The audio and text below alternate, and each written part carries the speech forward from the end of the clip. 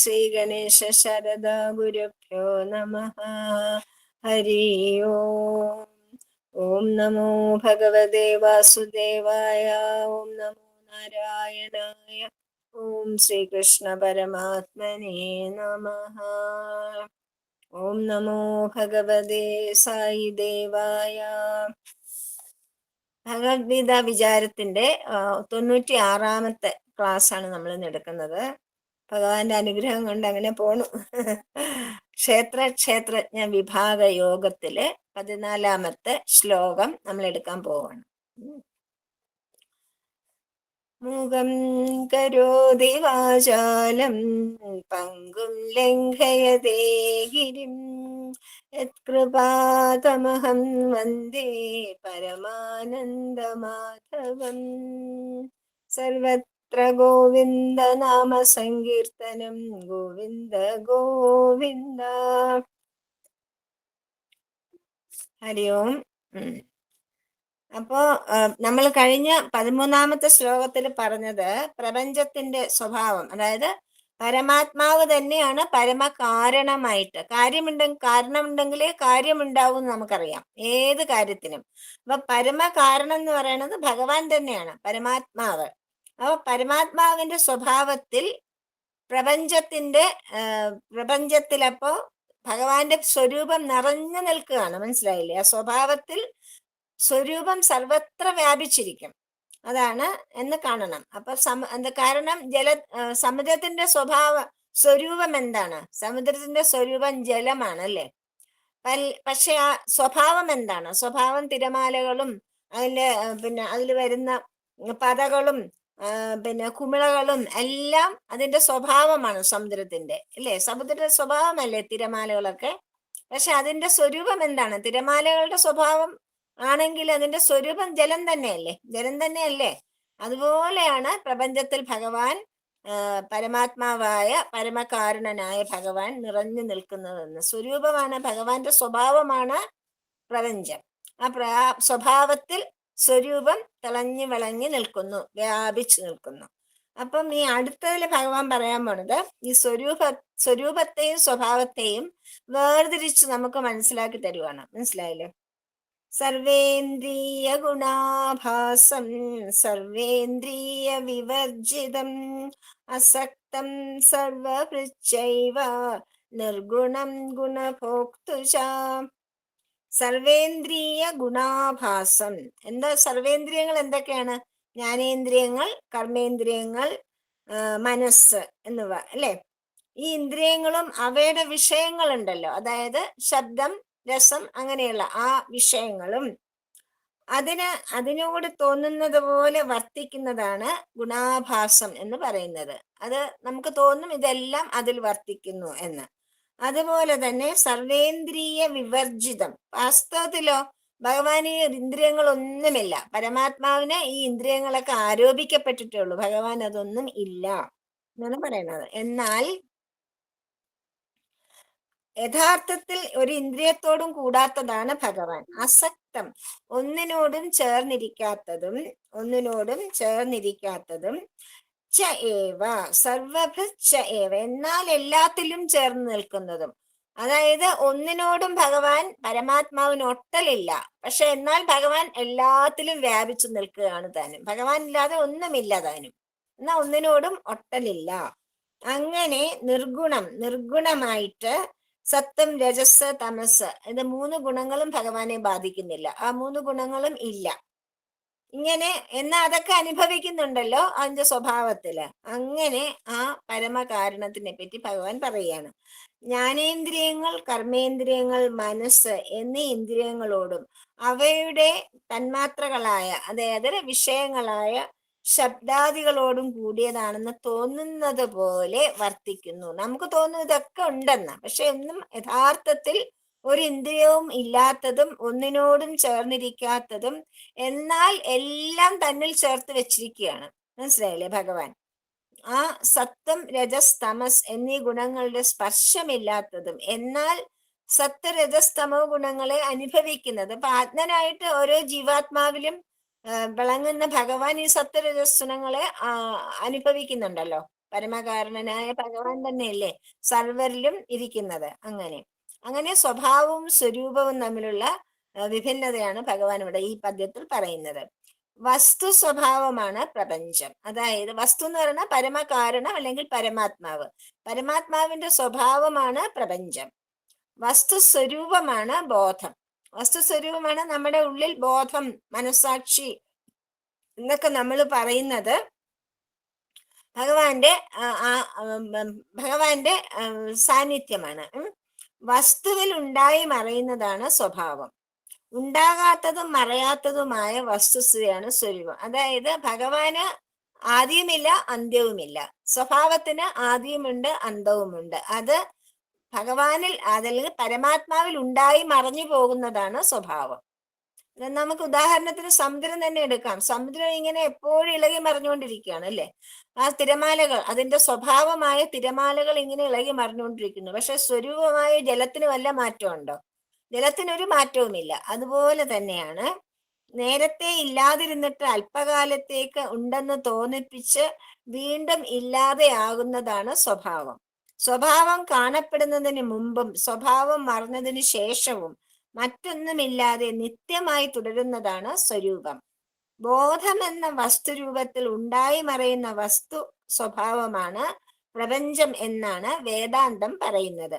വേദാന്തം അതിന് ഒരു ഉദാഹരണം തരുന്നത് ഒരു നടനിൽ കഥാപാത്രത്തിന്റെ വേഷം എന്ന പോലെ വസ്തു സ്വരൂപത്തിൽ അല്പനേരത്തേക്ക് ആരോപിച്ചു കാണുന്നതാണ് സ്വഭാവം. ഒരു നടൻ മോഹൻലാലിന് വെക്കൂ.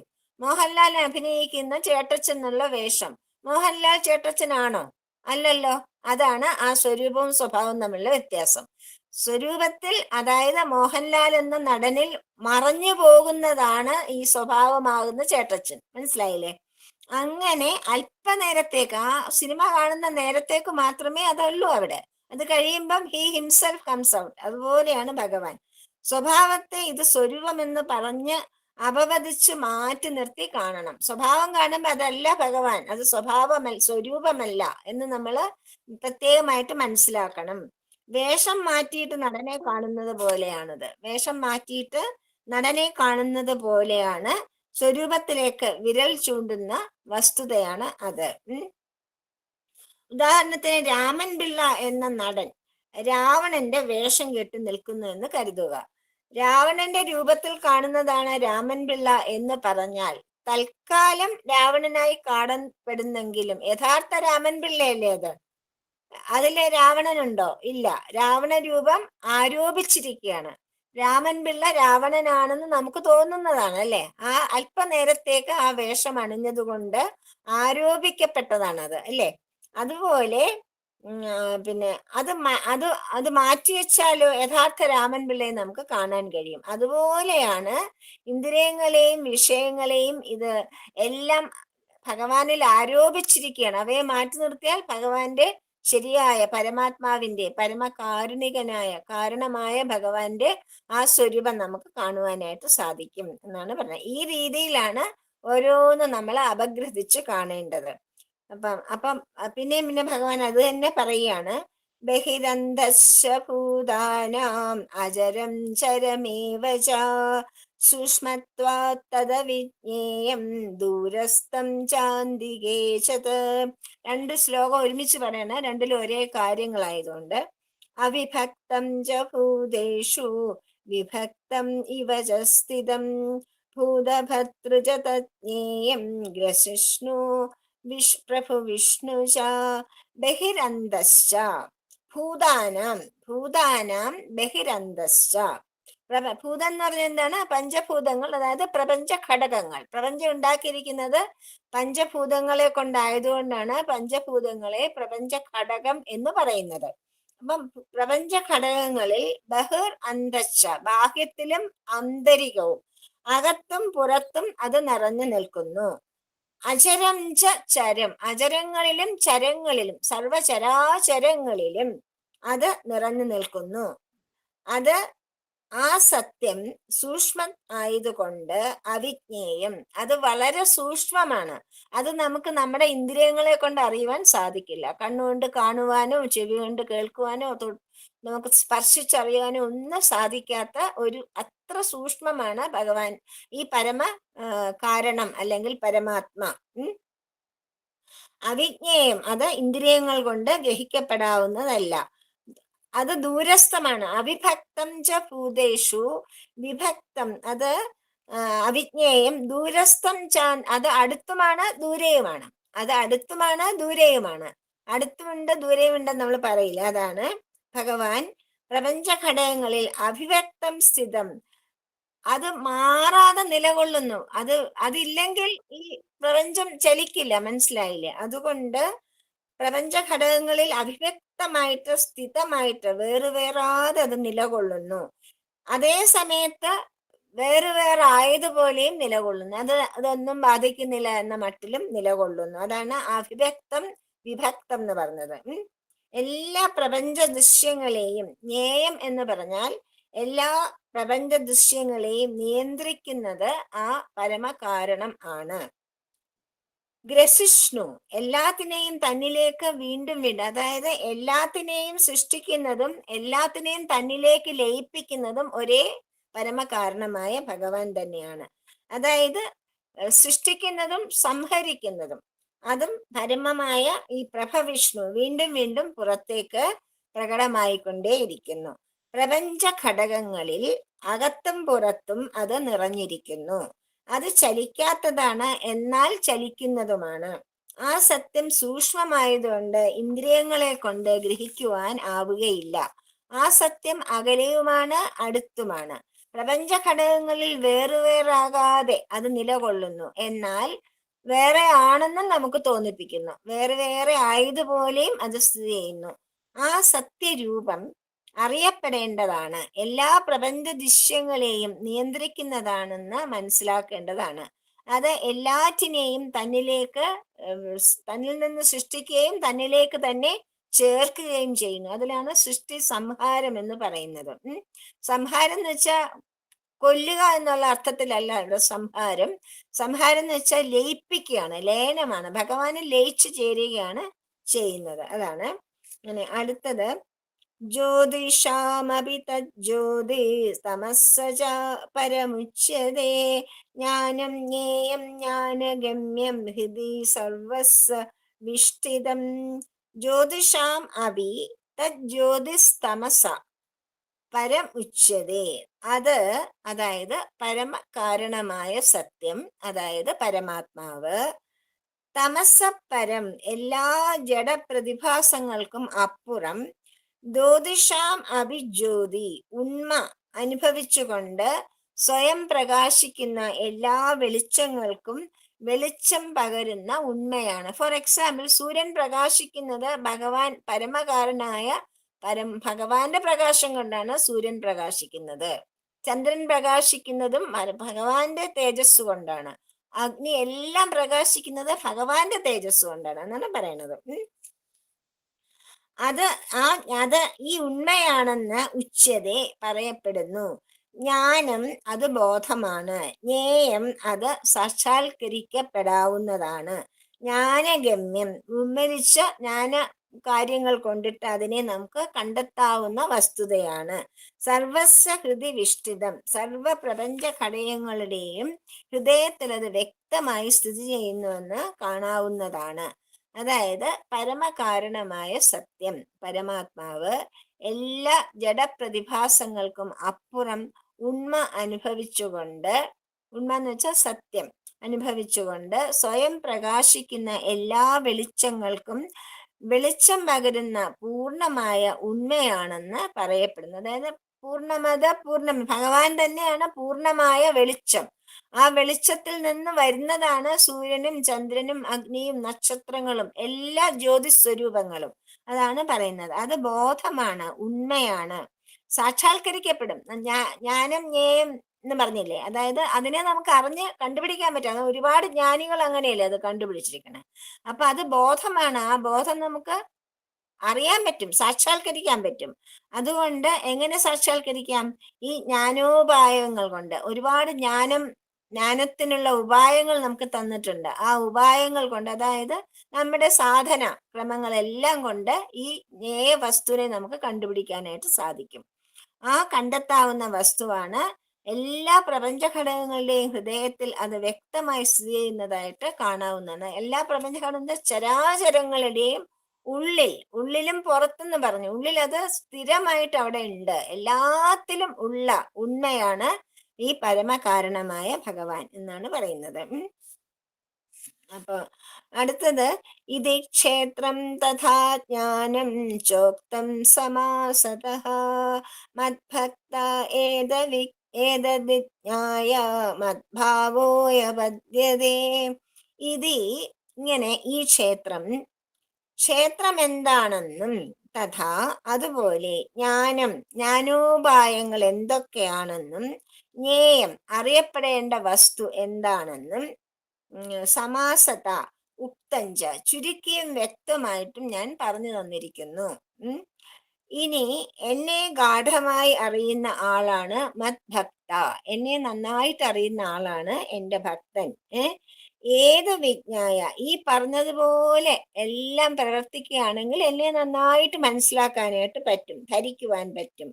മദ്ഭാവായ, അപ്പൊ എൻ്റെ സ്ഥിതിയിൽ തന്നെ എത്തിച്ചേരുന്നതാണ്. അതായത് ഞാൻ പറഞ്ഞു തന്നിരിക്കുന്ന മാതിരിയുള്ള ജ്ഞാനമാർഗങ്ങളെ അവലംബിച്ചുകൊണ്ട് എന്നെ തന്നെ പ്രാപിക്കാൻ ശ്രമിക്കുന്ന ജ്ഞേയം, എന്നെ തന്നെ അറിയുവാൻ ശ്രമിക്കുന്ന ഒരാൾക്ക് തീർച്ചയായിട്ടും എന്നെ അറിയുവാൻ സാധിക്കുന്നതാണ്, എന്നിൽ തന്നെ എത്തിച്ചേരുന്നതാണ്. ഇങ്ങനെ ക്ഷേത്രം എന്താണെന്നും അതുപോലെ ജ്ഞാനോപായങ്ങൾ എന്തൊക്കെയാണെന്നും അറിയപ്പെടേണ്ട വസ്തു എന്താണെന്നും ചുരുക്കിയും വ്യക്തമായും പറഞ്ഞു കഴിഞ്ഞിരിക്കുന്നു. എന്നെ ഗാഠമായി തിരയുന്ന ആൾ, അതാണ് ഭക്തെന്ന് ഭഗവാൻ പറയുന്നത്. ഈ പറഞ്ഞത് വേണ്ട പോലെ ധരിച്ചാൽ എൻ്റെ സ്ഥിതിയിൽ എത്തിച്ചേരാവുന്നതാണ്. ക്ഷേത്രം എവിടെ നിന്നുണ്ടായി? ക്ഷേത്രത്തെ എങ്ങനെ വേർതിരിക്കാൻ കഴിയും? ക്ഷേത്ര വിഭാഗത്തിലെ ഈ രണ്ട് ചോദ്യങ്ങൾക്കും കൂടി ഞാൻ ഉത്തരം പറഞ്ഞിരിക്കുന്നു. ഭഗവാന്റെ അടുത്ത് ആദ്യമേ അർജുനൻ ചോദിച്ചതാണ്, എന്താണ് ക്ഷേത്രം, എന്താണ് ക്ഷേത്രജ്ഞൻ? ഭഗവാൻ പറഞ്ഞു, ഞാൻ അതിന്റെ ഉത്തരം തന്നു കഴിഞ്ഞിരിക്കുന്നു. ക്ഷേത്രജ്ഞനെ ക്ഷേത്രത്തിൽ നിന്നും വേർതിരിക്കുവാനുള്ള, ക്ഷേത്രജ്ഞൻ എന്ന് പറഞ്ഞാൽ പരമകാരണം, പരമാത്മാവ്. ക്ഷേത്രം എന്ന് പറഞ്ഞാൽ ജഡശരീരം, നമ്മുടെ ശരീരം മാത്രമല്ല, ചില ചരാചരങ്ങളുടെയും ശരീരം. അതിനെ വേർതിരിപ്പിക്കുവാനുള്ള ഉപായങ്ങളാണ് ജ്ഞാനം എന്ന പേരിൽ വെളിപ്പെടുത്തിയത്. അവ അഭ്യസിച്ചാൽ ക്ഷേത്രജ്ഞൻ വേർതിരിഞ്ഞാലുള്ള സ്ഥിതി എന്തായിരിക്കുമെന്നാണ് ജ്ഞേയ വസ്തു വിവരണം കൊണ്ട് വെളിപ്പെടുത്തിയത്. അതായത് അറിഞ്ഞു കഴിഞ്ഞാൽ എന്താണ് സംഭവിക്കുന്നത്, അത് തന്നെയാണ് മദ്ഭാവം പ്രാപിക്കൽ. അതായത് ജ്ഞാനം വന്നു കഴിഞ്ഞാൽ പിന്നെ വ്യത്യാസമില്ല, ഞാനും ഭഗവാനും ഒന്ന് തന്നെ എന്നുള്ള അറിവ് നമുക്ക് ഉണ്ടാവും. ജ്ഞേയ വസ്തു വിവരണം കൊണ്ട് അതാണ് ഭഗവാൻ വെളിപ്പെടുത്തിയത്. അതുതന്നെയാണ് മദ്ഭാവം പ്രാപിക്കൽ അഥവാ ബ്രഹ്മസ്വരൂപമായി തീരൽ. അത് സാധിച്ചാൽ ക്ഷേത്രം എവിടെ നിന്നുണ്ടായി എന്നതിന് ഉത്തരം കിട്ടും. ക്ഷേത്രജ്ഞന് അഭിന്നമായി ക്ഷേത്രം എന്നില്ല, ക്ഷേത്രവും ക്ഷേത്രജ്ഞനും ഒന്ന് തന്നെ ആണ് എന്നുള്ള അറിവിനാണ് ജ്ഞാനം എന്ന് പറയുന്നത്. ആ ജ്ഞാനം അനുഭവവേദ്യമാകും. ആ ബ്രഹ്മസ്വരൂപ അനുഭവം ഉണ്ടാകുന്നത് വരെ ക്ഷേത്രമുണ്ടെന്നുള്ള തോന്നൽ നിലനിൽക്കുമെന്നുള്ളത് കൊണ്ടാണ് ഒരു ജിജ്ഞാസുവിന്റെ അറിവിന് ക്ഷേത്ര വിവരണം കൂടി ആവശ്യമായിട്ട് വന്നത്. അതായത് ആദ്യമേ തന്നെ ക്ഷേത്രജ്ഞനും ഒന്നാണെന്ന് പറഞ്ഞാൽ മനസ്സിലാക്കാൻ എല്ലാവർക്കും സാധിക്കില്ല. അത്രയും ജ്ഞാനമുള്ളവർ വളരെ ചുരുക്കം പേരേ ഉള്ളൂ. അതുകൊണ്ട് അതിനെ അന്വേഷിക്കുന്ന ഒരാൾക്ക് വേണ്ടിയിട്ട് അനുഭവിച്ചറിയുവാനായിട്ടാണ് ക്ഷേത്രത്തെ പറ്റി ഇത്ര വിവരണം. അതായത് സകല ഇന്ദ്രിയങ്ങൾ ഉൾക്കൊള്ളുന്നതും ജഡവസ്തുവാണ് എന്നൊക്കെ പറഞ്ഞിട്ടുള്ള കാര്യങ്ങളൊക്കെ ഭഗവാൻ പറഞ്ഞു തന്നത്. വസ്തുസ്വരൂപം അനുഭവിച്ചറിയുന്ന ആൾക്ക് ക്ഷേത്രവും വസ്തുസ്വരൂപം തന്നെ ആയിത്തീരുന്നത് കൊണ്ട് പിന്നെ വിശേഷിച്ചൊരു വിവരണത്തിന്റെ വസ്തു എന്ന് പറയണ എപ്പോഴും ഇവിടെ വസ്തുസ്വരൂപം എന്ന് ഭഗവത്ഗീതയിൽ പറയുന്നതെല്ലാം ഭഗവാനെ പറ്റിയാണ്, പരമാത്മനെ പറ്റി, ആ ബോധസ്വരൂപത്തെ പറ്റിയാണ് പറയുന്നത്. അതിന് പ്രത്യേകമായിട്ട് ഈശ്വരനോ പരമാത്മാവോ എന്നുള്ള ഒരു നാമം കൊടുക്കാതെ വസ്തു എന്ന് പറയുന്നു എന്ന് മാത്രം. വസ്തുസ്വരൂപം അനുഭവിച്ചറിഞ്ഞ ആൾക്ക്, അതായത് ഉണ്മ സത്യം തിരിച്ചറിഞ്ഞ ആൾക്ക് ക്ഷേത്രവും വസ്തുസ്വരൂപം തന്നെയാണ്. ക്ഷേത്രവും അതായത് ജഡവസ്തുക്കളെല്ലാം ഈ പ്രപഞ്ചം മുഴുവനും ഈശ്വരൻ തന്നെയാണ്, അല്ലെങ്കിൽ വസ്തു തന്നെയാണെന്നുള്ള ബോധം ഉണ്ടാവും. അതുകൊണ്ട് ഇതിനെ പ്രത്യേകിച്ച് പറഞ്ഞു കൊടുക്കേണ്ട ആവശ്യം വരുന്നില്ല. തിരയും കുമിളയും വെള്ളം തന്നെയാണെന്ന് അറിയുന്ന ആൾക്ക് അവയെ പിന്നെ പ്രത്യേകിച്ച് വിവരിച്ചു കൊടുക്കേണ്ട ആവശ്യമില്ലല്ലോ. അതാണ്, അതുപോലെയാണ് തിരയും കുമിളയും എങ്ങനെയാണോ ജലം തന്നെ ആയിരിക്കുന്നത്, അതുപോലെ തന്നെയാണ് ചരവും ചരാചരങ്ങളെല്ലാം തന്നെ ഭഗവാൻ തന്നെ, ഈ പരമാത്മാവ് അല്ലെങ്കിൽ വസ്തുബോധം അല്ലെങ്കിൽ ക്ഷേത്രം തന്നെ ആണ്. ക്ഷേത്രജ്ഞനും ക്ഷേത്രവും ഒന്ന് തന്നെയാണ്, സമുദ്രവും തിരയും ഒന്ന് തന്നെയാണ് എന്ന് മനസ്സിലാക്കാനായിട്ട് നമുക്ക് സാധിക്കുമെന്ന് പറയുന്നത്. വസ്തു ഒന്നേ ഉള്ളെങ്കിൽ സാധാരണക്കാർക്ക് ക്ഷേത്രമെന്നും ക്ഷേത്രജ്ഞനുമെന്നുള്ള ഭേദചിന്ത എന്തുകൊണ്ട് വന്നു? ഈ സംശയത്തിനാണ് അടുത്ത 3 പദ്യങ്ങളിൽ ഭഗവാൻ ഉത്തരം തരാനായിട്ട് പോകുന്നത്. എന്താണ് ചോദ്യം? സാധാരണക്കാർക്ക് ക്ഷേത്രമെന്നും ക്ഷേത്രജ്ഞനുമെന്നുള്ള വ്യത്യാസമുണ്ടല്ലോ, ഭേദചിന്തയുണ്ടല്ലോ, അതെന്തുകൊണ്ടാണ് വന്നത്? അപ്പൊ ഭഗവാന് ശക്തി സ്വഭാവങ്ങളെ ഉണ്ടാക്കി മറയ്ക്കുന്നത് കൊണ്ടാണ് സംഭവിക്കുന്നതെന്ന് അത് പറയാൻ പോണത്. പ്രകൃതിം പുരുഷം ചൈവ വിദ്യനാദി ഉഭാവപി വികാരംശ്ച ഗുണാംശ്ചൈവ വിദ്ധി പ്രകൃതി സംഭവാൻ. പ്രകൃതിം, വസ്തു എന്ന് വെച്ചാൽ വസ്തുശക്തിയായ പ്രകൃതിയെയും, വസ്തുശക്തി എന്ന് പറഞ്ഞാൽ എന്താണ്? ഭഗവാന്റെ പ്രകടനമാണല്ലോ പ്രകൃതി. പുരുഷം ചേവ, പുരുഷനും പ്രകൃതിയും, പുരുഷന്റെ പ്രത്യക്ഷതയാണ് പ്രകൃതി. പുരുഷന് നമുക്ക് നേരിട്ട് കാണാൻ പറ്റാത്ത പുരുഷന്റെ പ്രത്യക്ഷ രൂപമാണ് സ്വഭാവവും സ്വരൂപവും. സ്വരൂപമായ പരബ്രഹ്മത്തിന്റെ സ്വഭാവമാണ് പ്രകൃതി. മനസ്സിലായില്ലേ? നമുക്ക് കാണാൻ അറിയുന്നത്. ഉഭൗ അപി, ഇവ രണ്ടിനെയും അനാദിവിദ്ധി, ആദി ഇല്ലാത്തെന്ന് അറിയൂ. വികാരാഞ്ച, ക്ഷേത്രമെന്നറിയപ്പെടുന്ന ജഡവികാരങ്ങളെയും, ഗുണാഞ്ച, അവയിൽ അന്തർഭവിച്ചിരിക്കുന്ന തമസ് രജസ് സത്വം എന്നീ ത്രിഗുണങ്ങളെയും പ്രകൃതി സംഭവാൻ വിദ്ധി, പ്രകൃതിയിൽ നിന്നും രൂപം കൊള്ളുന്നത് ആണ് എന്നറിയൂ. അതായത് വസ്തുശക്തിയായ പ്രകൃതിയെയും വസ്തുവായ പുരുഷനെയും, വസ്തുശക്തി എന്ന് പറയുന്ന അർത്ഥം വസ്തുവിന്റെ പ്രകടത, വസ്തുവിന്റെ പ്രകടതയായ പ്രകൃതിയും വസ്തുവായ പുരുഷൻ, അതായത് പരമാത്മാവ്, പരമകാരണം, ബോധം, വസ്തു എന്നൊക്കെ പറയണം. രണ്ടിനെയും രണ്ടും ആദിയില്ലാത്തതാണെന്നറിയൂ. ക്ഷേത്രമെന്നറിയപ്പെടുന്ന ജഡവികാരങ്ങളെയും അവയിൽ അന്തർഭവിക്കുന്ന സത്വം രജസ് തമസ് എന്നീ ത്രിഗുണങ്ങളെയും പ്രകൃതിയിൽ നിന്നും രൂപം കൊള്ളുന്നവയാണെന്ന് അറിയൂ. അനാദി ഉഭാവപി, പ്രകൃതി മായ എന്നൊക്കെ പറയുന്നത് വസ്തുവിന്റെ ശക്തിയെയാണ്. വസ്തുവിൽ നിന്ന് തന്നെ പുറപ്പെട്ടു വന്നതാണത്. പരമകാരണമായ വസ്തു അനാദിയാണല്ലോ, അതിന് ആദിയും അന്തവുമില്ല. അത് ആ കാരണവസ്തു തന്നെയാണ് പുരുഷൻ എന്ന് നമ്മൾ പറയുന്നത്. പുരുഷൻ അനാദിയാണെങ്കിൽ പുരുഷന്റെ ശക്തിയായ പ്രകൃതിയും അനാദിയാവണ്ടേ? പുരുഷനെ സംബന്ധിച്ച് എല്ലാം അപ്പോ അനാദിയാവണം. പുരുഷനിൽ പ്രപഞ്ച കാര്യരൂപങ്ങളുടെ തോന്നലുളവാക്കുന്ന ശക്തിയാണ് പ്രകൃതി. പ്രകൃതി എന്ന് വെച്ചാൽ അതായത് മായ എന്ന് പറയുന്നത്. ഭഗവാന് തന്നെ പ്രപഞ്ചത്തെ കാണിക്കുവാനായിട്ട് ഉണ്ടാക്കിയ ഒരു മായയാണ് ഈ പ്രകൃതിയെ നമ്മൾ കാണാനുള്ള കാരണം. ശക്തിയെ ഒരിക്കലും ശുദ്ധരൂപത്തിൽ ആർക്കും നേരിട്ട് കാണുവാൻ കഴിയില്ല.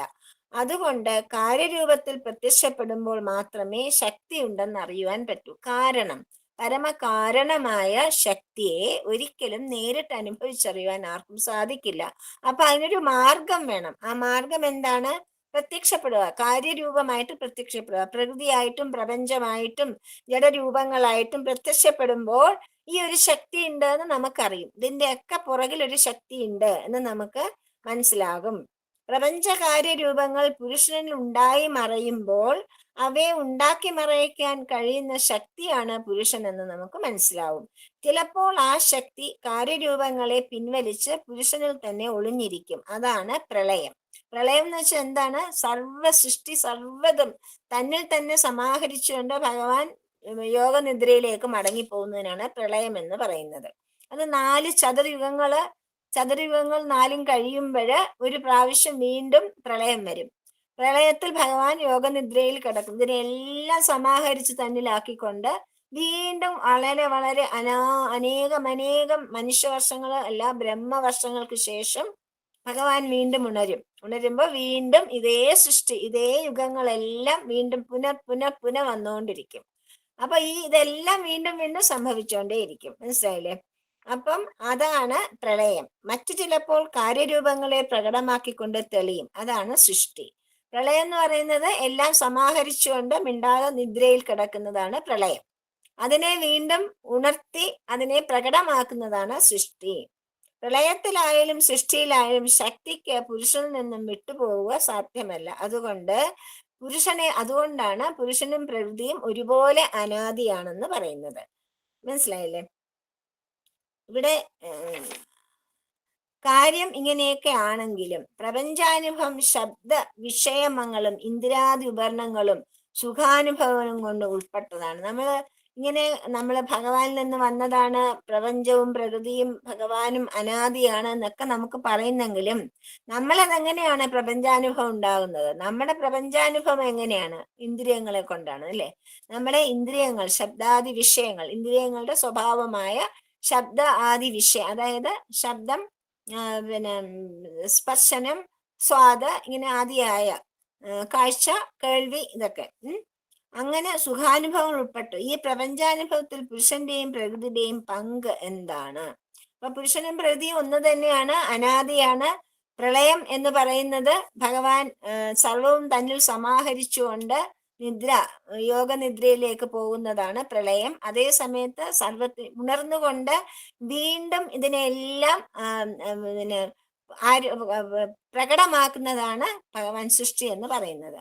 അപ്പൊ അതിനുള്ള സംശയമാണ്, പ്രപഞ്ചാനുഭവത്തിൽ പുരുഷന്റെയും പ്രകൃതിയുടെയും പങ്ക് എന്താണ്? പ്രപഞ്ചാനുഭവം എന്ന് പറഞ്ഞാൽ എന്താണ്? പ്രപഞ്ചം അനുഭവിക്കുന്നെങ്കിൽ പഞ്ചഭൂതങ്ങളുടെ എല്ലാ സ്വഭാവങ്ങളും നമുക്കുണ്ട്. ശബ്ദരൂപ സ്പർശമാദിയായ 5 തന്മാത്രകളിലൂടെ, സ്വഭാവങ്ങളിലൂടെയാണ് നമ്മൾ പ്രപഞ്ചത്തെ അറിയുന്നത്, അല്ലെ? പഞ്ചഭൂതങ്ങളുടെ, പ്രപഞ്ച ഘടകങ്ങളെ ഉണ്ടാക്കിയിരിക്കുന്നവയുടെ സ്വഭാവം കൊണ്ട് തന്നെയാണ് നമ്മൾ അവയെ മനസ്സിലാക്കുന്നത്. പ്രപഞ്ച ഘടകങ്ങൾ എന്താണ്? പഞ്ചഭൂതങ്ങൾ. പഞ്ചഭൂതങ്ങളുടെ സ്വഭാവം എന്താണ്? ശബ്ദസ്പർശ രൂപഗന്ധ ആദി, അല്ലെ? അപ്പൊ അതുകൊണ്ട് ആണ് നമ്മൾ ഈ പ്രപഞ്ചത്തിന് കാരണമായ പഞ്ചഭൂത ഘടകങ്ങളെ നമ്മൾ മനസ്സിലാക്കുന്നത്. അപ്പം പുരുഷന്റെയും പ്രകൃതിയുടെയും പങ്ക് എന്താണ് എന്ന് ചോദിക്കുകയാണ്. അതിന് ഉത്തരം പറയുകയാണ്, കാര്യകാരണ കർത്തൃത്വേ ഹേതു പ്രകൃതിരുച്യതേ പുരുഷ സുഖ ദുഃഖാനാം ഭോക്തൃത്വേ ഹേതുരുച്യതേ. കാര്യകാരണ കർത്തൃത്വേ, കാര്യങ്ങളായ ജഡവിഷയങ്ങളെയും അത് അനുഭവിക്കുവാനുള്ള ജ്ഞാനേന്ദ്രിയങ്ങൾ, കർമ്മേന്ദ്രിയങ്ങൾ, മനസ്സ്, ബുദ്ധി, അഹങ്കാരം എന്നീ ഉപകരണങ്ങളെയും രൂപപ്പെടുത്തുന്ന കാര്യത്തിൽ കാര്യകാരണ കർത്തൃത്വേ പ്രകൃതി, വസ്തുശക്തിയായ പ്രകൃതിയാണ്. ഈ ഉപകരണങ്ങളെയൊക്കെ രൂപപ്പെടുത്തുന്നത് പ്രകൃതിയാണ്. ഹേതു ഉച്യതേ, മുന്നിട്ട് നിന്ന് പ്രവർത്തിക്കുന്നതെന്ന് പറയപ്പെടുന്നു. സുഖദുഃഖാനാം ഭോക്തൃതേ, സുഖവും ദുഃഖവും അനുഭവിക്കുന്ന കാര്യത്തിലും പുരുഷ ഹേതു ഉച്യതേ, പുരുഷനെ മുന്നിട്ട് നിൽക്കുന്നു എന്ന് പറയുന്നു. അതായത് കാര്യങ്ങളായ ജഡവിഷയങ്ങൾ, അവയെ അനുഭവിക്കുവാനുള്ള ജ്ഞാനേന്ദ്രിയങ്ങൾ, കർമ്മേന്ദ്രിയങ്ങൾ, മനസ്സ്, ബുദ്ധി, അഹങ്കാരം എന്നീ ഉപകരണങ്ങളെയും രൂപപ്പെടുത്തുന്ന കാര്യത്തിൽ വസ്തുശക്തിയായ പ്രകൃതിയാണ് മുന്നിട്ട് നിൽക്കുന്നത്. സുഖവും ദുഃഖവും അനുഭവിക്കുന്ന കാര്യത്തിൽ പുരുഷനാണ് മുന്നിട്ട് നിൽക്കുന്നതെന്ന് പറയപ്പെടുന്നു. പ്രകൃതി പുരുഷന്മാരുടെ പങ്ക്. വസ്തുവായ പുരുഷന്റെ ശക്തിയാണ് പ്രകൃതി. വസ്തുവും ശക്തിയും യോജിക്കാതെ യാതൊരു പ്രപഞ്ചകാര്യവും അനുഭവിക്കാൻ പറ്റില്ല. ഭഗവാൻ തന്നെ ഇത് വെളിപ്പെടുത്തിയിട്ടുണ്ട്. അപ്പൊ പ്രകൃതിയുടെയും പുരുഷന്റെയും പ്രവർത്തനങ്ങൾ വേർതിരിച്ചു കാണിക്കുന്നത് കേവലം പ്രാധാന്യത്തെ ആസ്പദമാക്കി മാത്രമാണ്. ജഡരൂപിണിയാണ് പ്രകൃതി. വസ്തുവിൽ നിന്നും പ്രകൃതി സ്പന്ദിച്ചുയർന്നാൽ സ്വാഭാവികമായും അത് ക്രമമനുസരിച്ച് പ്രപഞ്ചാനുഭവത്തിലെ ജഡവികാരങ്ങൾക്ക് രൂപം നൽകുന്നു. എന്ന് വെച്ചാൽ എന്താണ്? ഭഗവാനിൽ സ്പന്ദിച്ചുയരുക എന്ന് വെച്ചാൽ പ്രകൃതി ഭഗവാനിൽ നിന്നാണ് പുറപ്പെട്ടു വന്നിരിക്കുന്നത്. ദൃശ്യമാകുന്ന, നമുക്ക് ദൃഷ്ടിഗോചരമാകുന്ന പ്രപഞ്ചം അത് പ്രകൃതിയാണ് അത് സൃഷ്ടിക്കുന്നത്. മനസ്സിലായില്ലേ? എവിടെ നിന്നാണ് സൃഷ്ടിക്കുന്നത്? ഭഗവാനിൽ നിന്ന് തന്നെയാണ് അത് സൃഷ്ടിക്കുന്നത്. പുരുഷന്റെ അനുഭവത്തിന് വിഷയങ്ങളായി തീരുന്ന ജഡവികാരങ്ങളെയാണ് കാര്യങ്ങൾ എന്ന് പറയുന്നത്.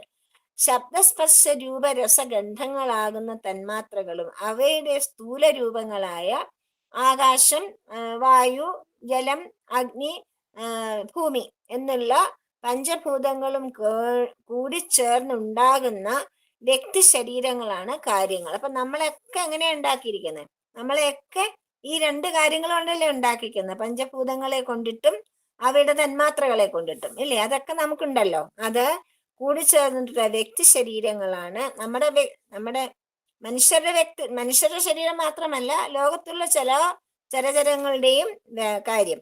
ഈ കാര്യങ്ങളെ പുരുഷന് അനുഭവിക്കുവാനുള്ള ഉപകരണങ്ങളാണ് കാരണങ്ങൾ. വാസ്തവത്തിൽ കാരണങ്ങളും പഞ്ചഭൂതങ്ങൾ തന്നെയാണ്.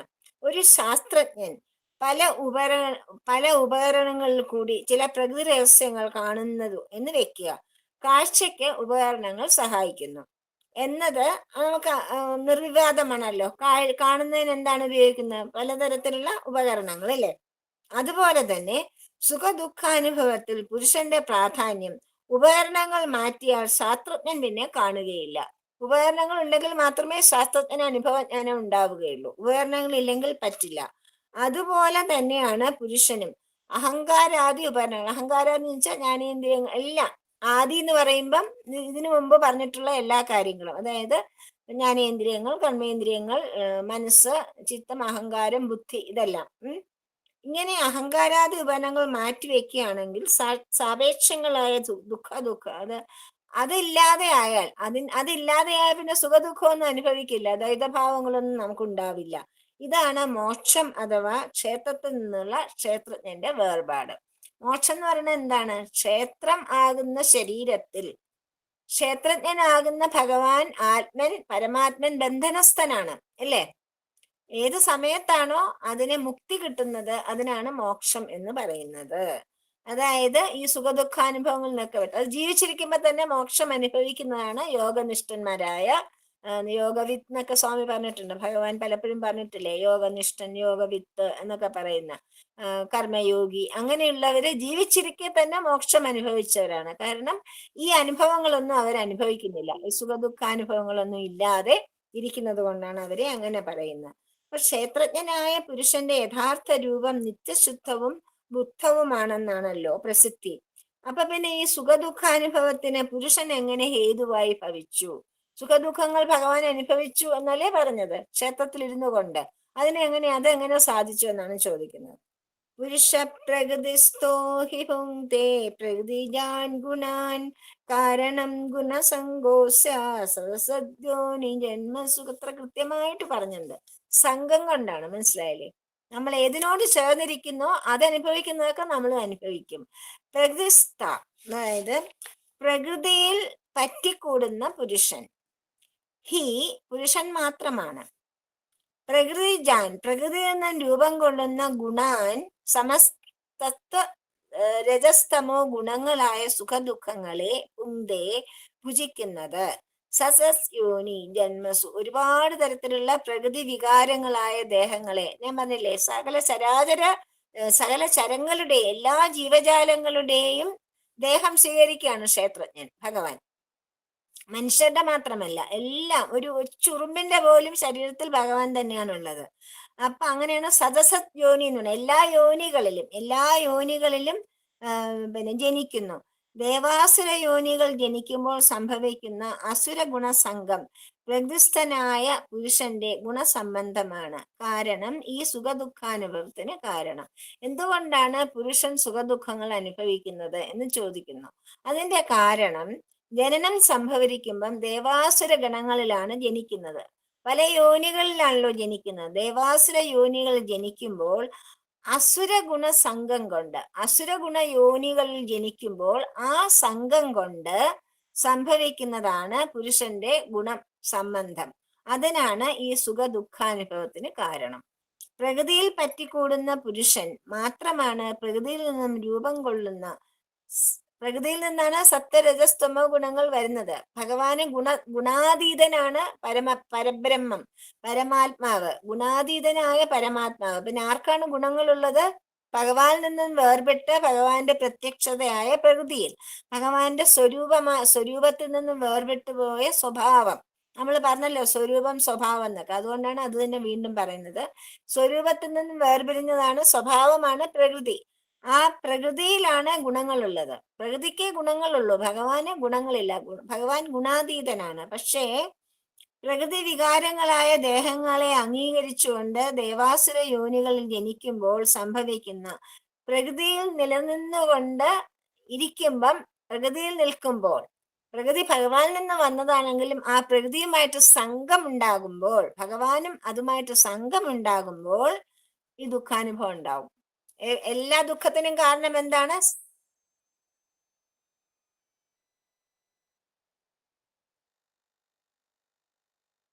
ആ ആ ശക്തിക്കും ആ ചൈതന്യത്തിനും പ്രകൃതിയെ ഗുണസംഭവ, പ്രകൃതിയുള്ള ഗുണങ്ങളുമായിട്ടുള്ള സംഘം ഉണ്ടാകുമ്പോൾ സുഖദുഃഖങ്ങളും ബാക്കിയുള്ള ദ്വൈതഭാവങ്ങളും അനുഭവിക്കേണ്ടി വരും. അതാണ് പറയുന്നത്. ക്ഷേത്രജ്ഞനായ പുരുഷന്റെ യഥാർത്ഥ രൂപം നിത്യശുദ്ധവും ബുദ്ധവും തന്നെയാണ്. ആ യഥാർത്ഥ രൂപത്തിന് ഒരിക്കലും ഒരു കേടും സംഭവിക്കില്ല താനും. എങ്കിലും പ്രകൃതിസ്ഥനായ പുരുഷന് പ്രകൃതി ഗുണങ്ങളായ സത്വ രജസ്തമോ ഗുണങ്ങളെ സുഖരൂപത്തിൽ ദുഃഖരൂപത്തിലും അനുഭവിക്കേണ്ടി വരും. ഇതിന് കാരണം ഗുണങ്ങളുമായിട്ടുള്ള സംഘമാണ്. നമ്മൾ ഏത് ഗുണവുമായിട്ടാണോ കൂടുതൽ സംഘമുള്ളത് അതിനനുസരിച്ചുള്ള ഫലമാണ് നമുക്ക് കിട്ടുക. സത്വഗുണമായിട്ട് നമുക്ക് കൂടുതൽ സംഘമുള്ളെങ്കിൽ നമുക്ക് ശാന്തത, വളരെ ശാന്തമായ ഒരു ജീവിതം കിട്ടും. തമോ ഗുണമായിട്ടാണെങ്കിൽ നമ്മുടെ ജീവിതം പോക്ക് തന്നെ, ഭയങ്കര വിഷമമുള്ള ഒരു പിന്നെ സംഘർഷഭരിതമായ ജീവിതമായിരിക്കും തമോ ഗുണത്തിൽ നമുക്ക്. പിന്നെ അതുപോലെ ഒരു ഉത്സാഹമില്ലാതെ മന്ദതയും ഒക്കെ ഉള്ള ഒരു ഒരു നികൃഷ്ട ജന്മമായിരിക്കും തമോ ഗുണത്തിനോട് നമ്മൾ സംഘം പുലർത്തിയാൽ നമുക്ക് കിട്ടാൻ പോകുന്നത്. രജോ ഗുണത്തിനോടാണെങ്കിൽ നമ്മൾ ഭയങ്കര ഉത്തേജിതരായിട്ട് എല്ലായിടത്തും കയറി പ്രതികരിക്കാനും രണ്ടാം വാക്കിന് കയറിയടിക്കാനും എല്ലാം പോകുന്നത് രജസ്സിന്റെ ഇതുകൊണ്ടിട്ടാണ്.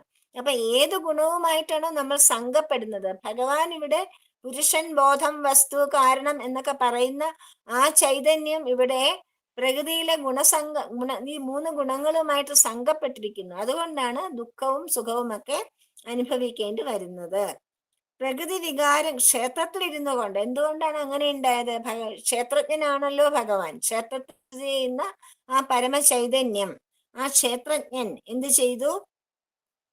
പ്രകൃതി വികാരങ്ങളായ ഗുണങ്ങളെ തൻ്റെതെന്ന് ഭ്രമിക്കുന്നതിനാണ് ഗുണസംഘം എന്ന് പറയുന്നത്. ഈ ഗുണസംഘം എന്ന് വെച്ചാൽ എന്താണ്? ഇത് എന്റേതാണെന്ന് നമ്മൾ ഭാവിക്കുന്നതിന്, ഇപ്പൊ ഏതും നമ്മുടേതെന്ന് ഭാവിക്കുന്നതിനാണ് സംഘം എന്ന് പറയുന്നത്, അല്ലേ? സംഘം എന്ന് പറയുന്നത് എന്താണ്? നമ്മുടേതെന്നുള്ള ഭാവം, അതിനാണ്.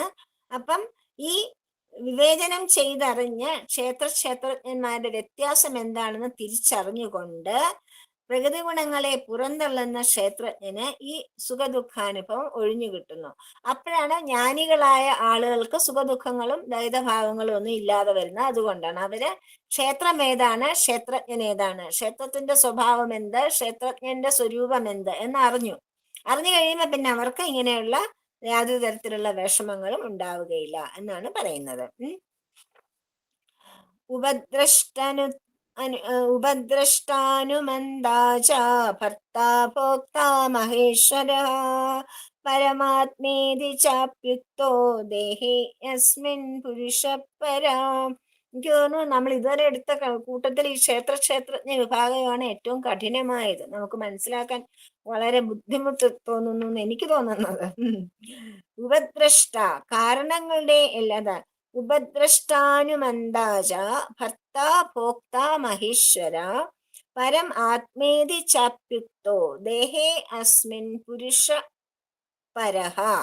ഉപദേഷ്ട, കാരണങ്ങളുടെ എല്ലാ കർമ്മങ്ങളെയും സാക്ഷിരൂപത്താൽ നോക്കി നിന്ന് സ്വസാന്നിധ്യം കൊണ്ട് അനുഗ്രഹിക്കുന്നവനും, അതാണ് ഉപദ്രഷ്ട. ദ്രഷ്ട എന്ന് വെച്ചാൽ കാണുന്നവനാണ്.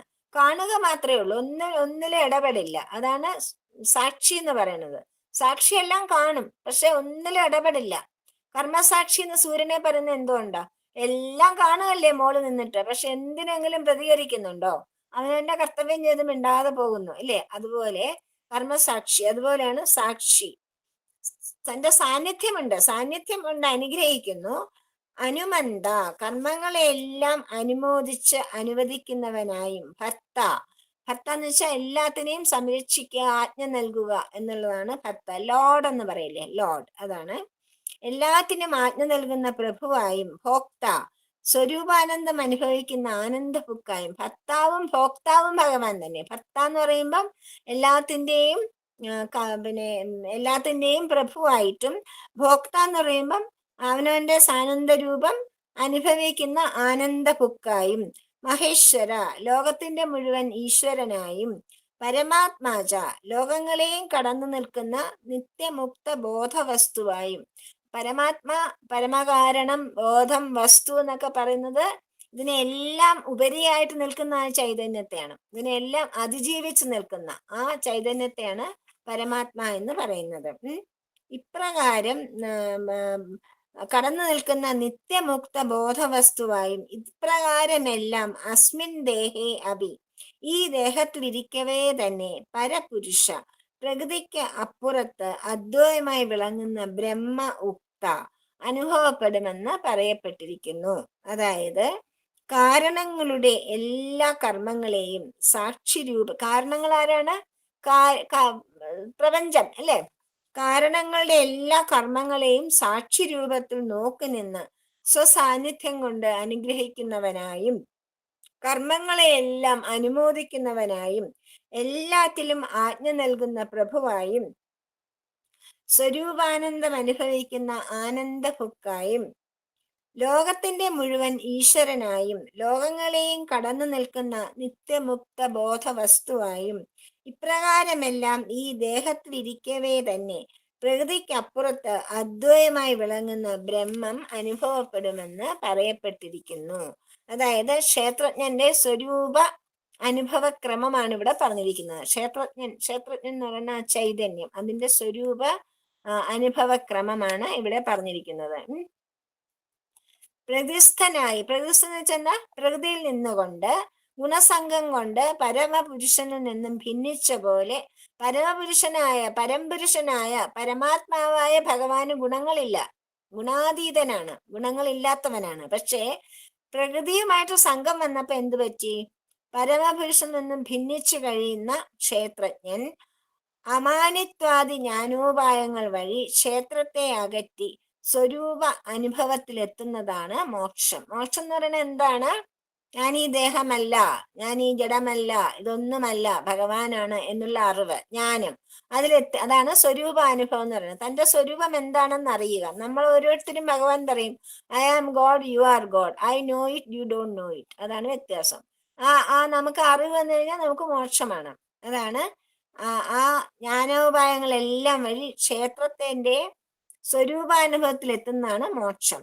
ജ്ഞാനാഭ്യാസം കൊണ്ട് ചിത്തശുദ്ധി കവിഞ്ഞ ക്രമേണ ക്ഷേത്രം അകലാൻ തുടങ്ങുന്നു. അതായത് ശരീരബോധം, ക്ഷേത്രം അകലുക എന്ന് വെച്ചാൽ എന്താണ്? നമ്മുടെ ശരീരബോധം അകലാൻ തുടങ്ങുന്നതോടെ പടിപടിയായി ഏതെല്ലാം ഭാവങ്ങളിൽ പരമപുരുഷനോട് അടുക്കുവാൻ കഴിയുമെന്നാണ് ഭഗവാൻ അനുഭവത്തെ മുൻനിർത്തി ഈ പദ്യത്തിൽ വിവരിച്ചിരിക്കുന്നത്. ഗുണസംഘം നിമിത്തം, ഗുണസംഘം എന്ന് വെച്ചാൽ എന്താണ്?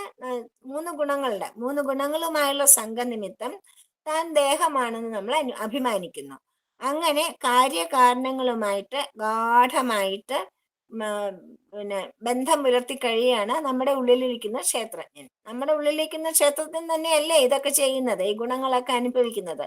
നമ്മളുടെ എല്ലാ അനുഭവങ്ങളും അനുഭവിക്കുന്നത് ആരാണ്? ക്ഷേത്രജ്ഞൻ ഇല്ലെങ്കിൽ നമുക്ക് വല്ല അനുഭവം ഉണ്ടോ? ശരീരത്തിന് വല്ല അനുഭവം ഉണ്ടോ? ഇല്ല.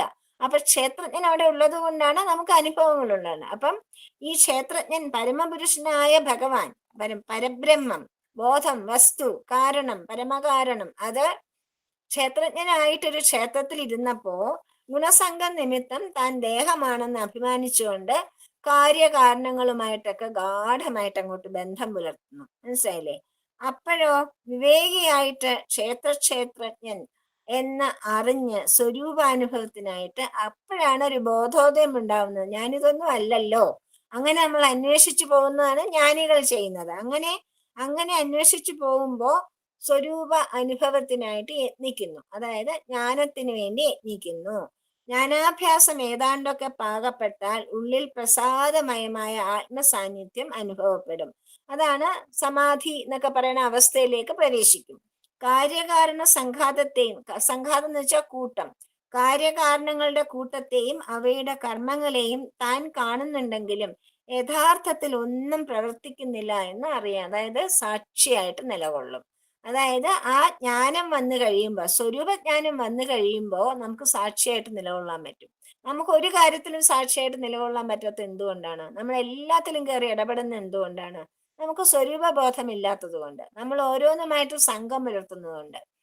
ആ സ്വരൂപബോധം വന്നു കഴിഞ്ഞാൽ ഒന്നിനോടും സംഘമില്ല. അപ്പൊ സാക്ഷിയായിട്ട് ഒന്നിനോടും പ്രത്യേകത കാണിക്കാതെ, ഒന്നും അഫക്റ്റ് ചെയ്യാതെ സാക്ഷിയായിട്ട് നിൽക്കുവാനായിട്ട് കഴിയും. ജ്ഞാനാഭ്യാസം അങ്ങനെ ഏതാണ്ടൊക്കെ പാകപ്പെട്ടാൽ നമുക്ക് ആത്മസാന്നിധ്യം നമുക്ക് പ്രകടമാകും. അപ്പോ സാക്ഷി സ്വരൂപം എന്ന് പറയുന്നത് ഈ ആത്മസാന്നിധ്യത്തെ പറ്റിയുള്ള അറിവാണ്. ഈ അനുഭവ തലത്തിൽ കാര്യകാരണ സംഘാതത്തിന്റെ മേൽ തനിക്ക് നിയന്ത്രണമൊന്നുമില്ല. പക്ഷേ കാര്യകാരണങ്ങളെ നമുക്ക് നിയന്ത്രിക്കാൻ പറ്റില്ല, പക്ഷേ അവയുടെ കർമ്മങ്ങളിൽ ബന്ധപ്പെടാതിരിക്കാം. അതിനാണ് നമ്മൾക്ക് ഭഗവാൻ പറയുന്നത് അതുമായിട്ട് ബന്ധപ്പെടാതെ സാക്ഷിയായിട്ട് മാറി നിൽക്കുക. അങ്ങനെ ഇച്ഛ പോലെ സമാധി അനുഭവത്തിനുള്ള ഒരു ജ്ഞാനിയുടെ അനുഭവമാണ് ഇത്. തുടർന്ന് നിരന്തരമായി ആത്മാനന്ദ അനുഭവം കൈവരുന്നു. ഇതാണ് ഭോക്തൃഭാവം.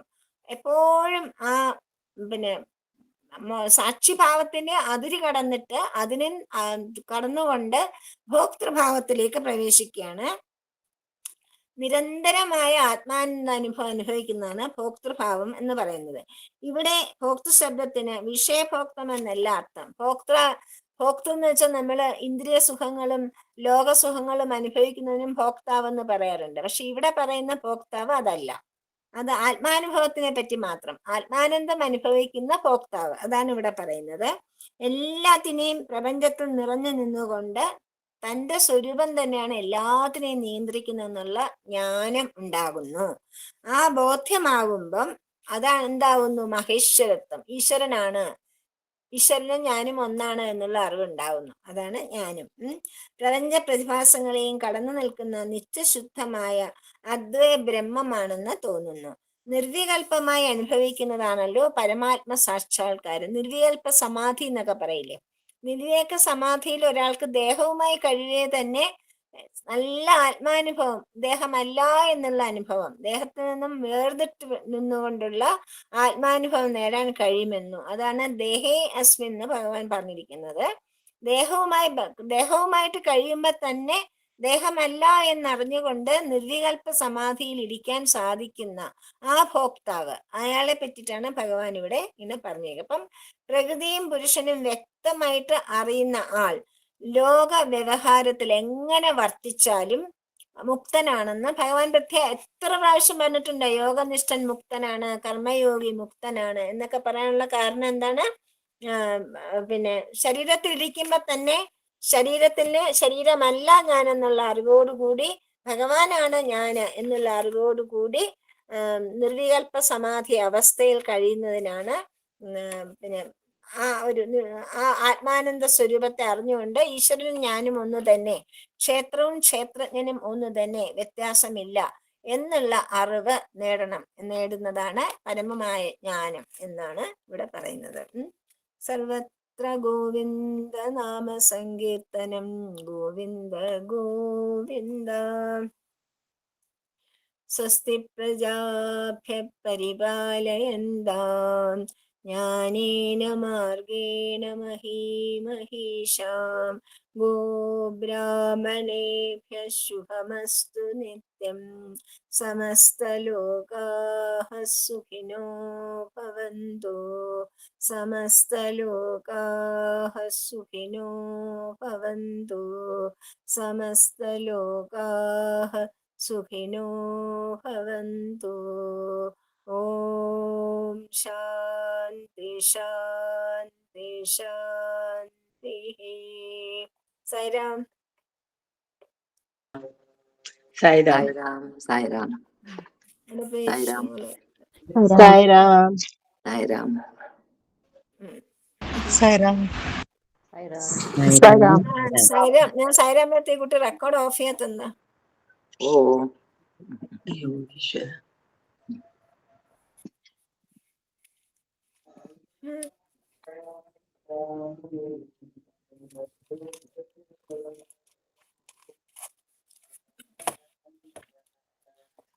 ബേബി സായിരാം. സുജ ഒരുപാട് ദിവസം വന്നിട്ടില്ലേ? സായിരാം ചേച്ചി എത്തുമ്പോഴത്തേക്ക് എന്തായാലും 3:45 ആയി പോയി. അങ്ങനെ സായിരാം ചേച്ചി. നിമിതയൊന്ന് വിളിക്കട്ടെ.